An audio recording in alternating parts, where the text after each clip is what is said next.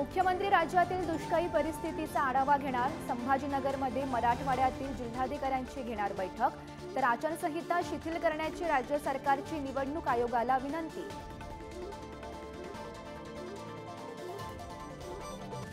अकोलेच्या प्रवरा नदीत बचाव कार्यासाठी गेलेल्या पथकाची बोट उलटली। नदीत बुडून एसडीआरएफच्या 3 जणांचा मृत्यू।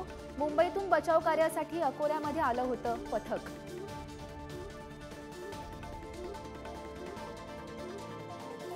उजनी धरणातील शोध मोहिमेत 5 मृतदेह सापडले। एका मृतदेहाचा शोध सुरू। धरणात बोट उलटून 6 जण बुडाले।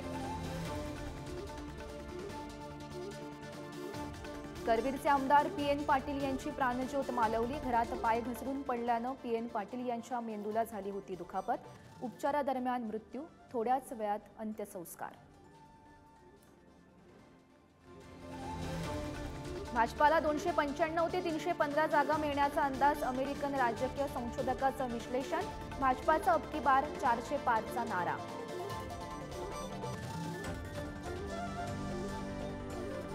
उपमुख्यमंत्री फडणवीसांच्या दिल्लीतील प्रचार दौऱ्याचा दुसरा दिवस। एनडीएच्या उमेदवारांसाठी दिल्लीत फडणवीसांच्या सभांचा धडाका।